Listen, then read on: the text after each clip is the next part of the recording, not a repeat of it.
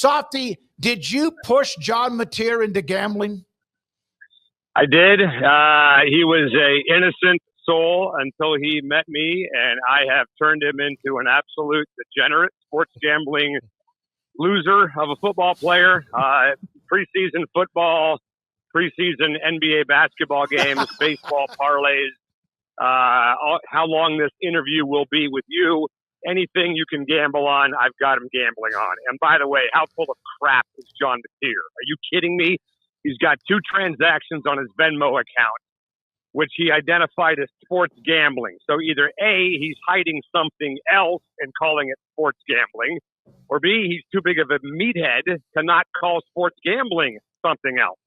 I mean, dude, you didn't gamble on sports. You went out and got a golf lesson, or you went out and got your buddy a pizza, or you went out and had to, get a car wash or whatever. Like, Johnny, wake up, man. I mean, what the hell is wrong with you? You're the starting quarterback for the Oklahoma Sooners, and you're literally allowing people to see your public transactions on Venmo and referring to them as sports gambling. What the hell you think is going to happen, man? Holy cow. So let's just hope Johnny Mateer is a better football player for Oklahoma than his brain showed on Venmo, because I was colossally stupid to do something like that.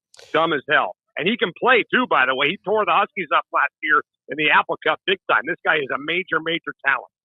Softy, I would think right now where the rubber hits the road is, can anybody prove that he actually gambled? Because it's not like maybe he didn't use an app like FanDuel or something like that, but right. it was just like him sending money. Like, all they can prove is he sent money to that guy, Richard. And so, well, and he would obviously need someone to say to the contrary on the other end, that yes, I received money, or yes, he did this, or yes, he asked to influence the game in XYZ kind of way. But either way, man, you just don't need that kind of smoke, no pun intended, David. You don't need that kind of attention on you, right? You don't need that kind of, publicity in a negative way. So, I mean, I'm sure he'll be able to find a way to get through it when it's all said and done. But just kids out there, if you've got something on Venmo that you don't want people to see, either A, shut off your public transactions, or B, call it something else. Yeah, absolutely. So, Softy, what's kind of the mood, the atmosphere, the anticipation level up in the Northwest, particularly for teams like the Huskies as this season starts to get underway here? Yeah, look, man, most of what we're doing right now on the air, at least on our radio station, is all about the baseball team. I mean, they're leading the wild card race right now. They've never made the World Series ever. As you guys know, they got a hell of a team. They went out and made a bunch of transactions at the deadline, got Suarez, got Naylor, got Ferguson, got a lot better.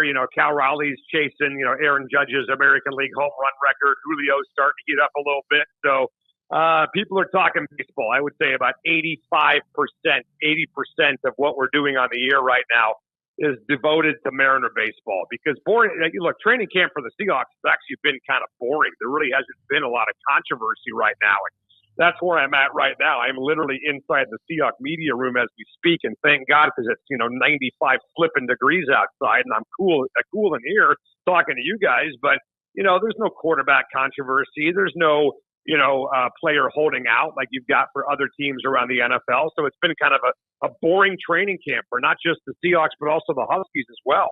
We need some controversy. We need a quarterback to get caught betting on sports is what we need.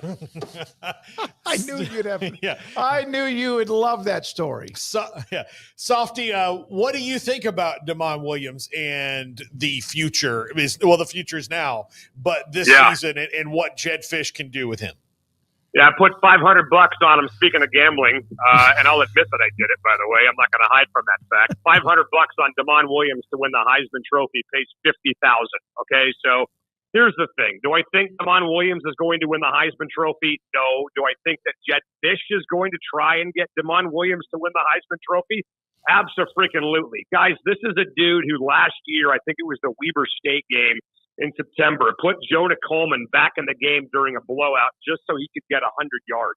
This guy is very aware of numbers, and he's very aware of publicity. Nobody in college football loves the spotlight on his team more than Jedd Fisch does. So those first 3 games of the year, Colorado State, UC Davis, Wazoo, and the Apple Cup, you bet your ass that they're going to get Damon Williams' numbers pumped up. And I guarantee you by the end of September, you're going to be hearing a lot of people across the country talk about Damon Williams as a dark horse for the Heisman Trophy. The guy can do it all, man. He can run, he can throw. He's got a hell of an arm. You saw that in the Sun Bowl against Louisville a year ago. He's fast as hell. He's electric. This guy is absolutely unlike any other quarterback that Washington has ever had. So I'm really pumped up for number 2. The only question is, does he have an offensive line? The offensive line last year was freaking terrible. I mean, it stunk, but we all knew that because everybody took off when Kalen DeBoer went to Alabama. So it was no surprise whatsoever that they had a problem last year with their offensive line. But they've gone out, they've made some improvements, they brought some players in, they brought some players back, including De'Aaron Hatchett, who took off to go to play for Oklahoma and now is back in Seattle. Carver Willis, who's the transfer from Kansas State, is your new starting left tackle. There was a point in time a year ago, guys, for Washington where they were literally flipping offensive linemen during a series, not during a game, during a series. They had one guy playing right tackle on first down and the same guy was playing left tackle on second down. It was unreal. I've never seen a football team do that in my life. So that's what a joke the Husky offensive line was a year ago. So if they can just get back to normal and mediocrity and protect this kid, you're going to hear a lot about number 2, man. So get ready. Well, my question was going to be, why in year 2 would Jedd Fisch in Washington be better? Well, you've already given us quite a bit on that. And what were your thoughts about the first year? Not that Washington has not played Big Ten teams in the Rose Bowl or elsewhere. What was your first year about the combination with everybody being involved and included? Yeah, I wasn't surprised at all. I thought they'd have a tough year. I mean, Dave, they lost their entire offensive line. They lost almost every starter from that team that played Michigan for the national championship. They lost like 20 guys in the transfer portal. So if anybody thought that Washington was going to be just as good the next year, or even close to as good as they were in 2023 when they had Michael Penix and those guys, they just weren't paying attention. I mean, they lost everything, man, everything. And the way college football works, you guys know this as well as me. When you lose a coach and that coach goes to coach for somebody else, the only players that you have access to rebuild your roster are the players that are on the team that coach went to because their coach took off, if that makes any sense. So UW is losing all these players to all these schools around the country. And the only way they can restock is with kids from Arizona or kids from another school where a coach had left. And by the time Kalen DeBoer took off because UW played in the title game, most of those jobs were already filled. There was nothing out there. Same thing happened to Michigan, man.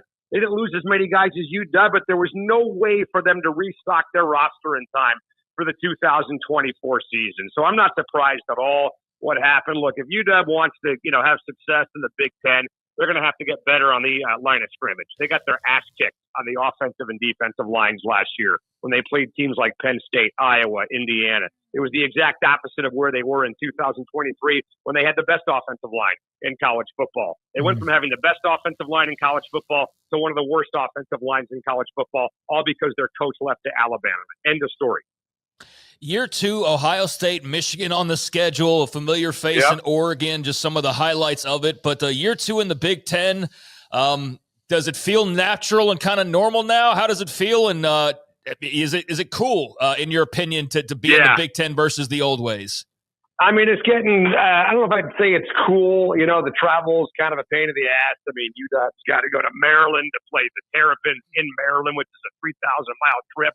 Rutgers is coming here to play UW on a Friday night, 3,000 miles away from Jersey.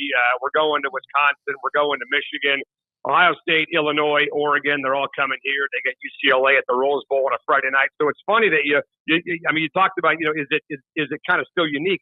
There's parts of it that are unique, especially when you go to places for the very first time. Like last year, we went to Iowa, had never been to Iowa, went to Penn State, had never been to Penn State. We're going to Wisconsin this year. I've never been to Wisconsin. And a lot of Big Ten fans had never been to UW, but then you also sprinkle in some of the old familiar names, like we still have the Apple Cup against Washington State. We still have the Oregon game. We're going to the UCLA to play in the Rose Bowl on a Friday night. So there's a lot of new mixed in with a little bit of old, and I think that's great. It still feels like a bit of a novelty. I still find myself, by the way, every now and then when I want to see UW is up to, going to the Pac-12 standings to click on UW on the Pac-12 page and have to kind of stop myself and go to the Big Ten page. So it's still a little weird, but I think still the right move for UW. No question about it. How much will Ryan Grubb in year 2, now that he's back attached with Kalen DeBoer, help the Alabama football team on offense? I think he's going to be phenomenal. I know they just named Ty Simpson their starting quarterback, but look out for Austin Mack, man, the kid that's sitting behind Simpson at quarterback. Austin Mack, I think, is a player, and he's just still a little bit too raw, a little bit too young. Simpson's been around that program for a long time, but I think Ryan Grubb and Kalen DeBoer were meant to coach together, right? I mean, all of Kalen DeBoer's success, for the most part, came with Ryan Grubb at his side, and all of Ryan Grubb's success came with Kalen DeBoer at his side. So sometimes two people are just meant to be together and meant to work together. I think you'll see a much better version of Alabama football than you did a year ago because Ryan Grubb is back with Kalen DeBoer. And it's not just him. They got one of the best receiver coaches in America in Jamarcus Shepard. They got a good defensive staff. A lot of guys were brought over from Washington, obviously. So I think Kalen's going to do fine. The expectations are nuts there. There's no doubt. Obviously, the allure and the draw of Alabama and the allure and draw of Saban doesn't mean as much in the NIL era. So I don't blame him for getting out. Don't blame Peterson for getting out. And I don't blame Tony Bennett in basketball for getting out. A lot of big names just said, I'm not built for this, man. I'm not made for this kind of business anymore. I want to be able to relate to kids and, have my history and my credibility and my name be the reason why they come play football somewhere. And now it's for the most part all about the money, dude. So I think Kalen's going to do fine. But I think he had, I don't know if you guys agree with this or not, the most impossible job in the history of college football in year 1 at Alabama. Replacing Nick frickin' Saban in the NIL era when the rules are changing on the fly with the expectations that Alabama fans have for that program. I don't know if there was a tougher job in the history of college football in year 1 for Kalen DeBoer than he had last year.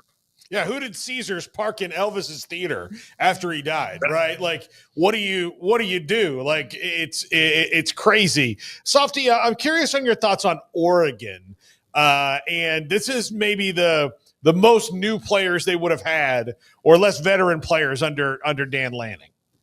Right.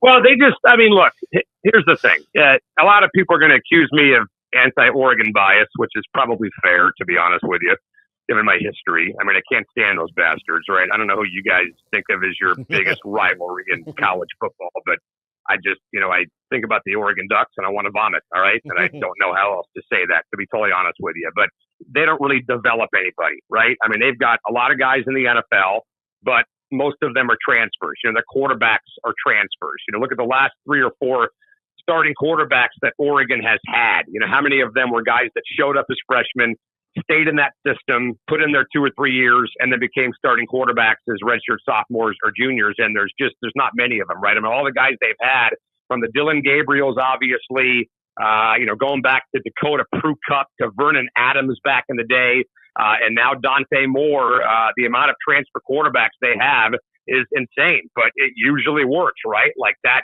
philosophy and that approach has worked for Oregon. But, last year was their year, man, and they got screwed. I'll admit it. They got screwed by the draw. They never should have played Ohio State in the second round. I loved it. It was a phenomenal day for Husky fans to watch Oregon get their ass kicked by Ohio State in the Rose Bowl. But 14 guys back off of a 13-1 team.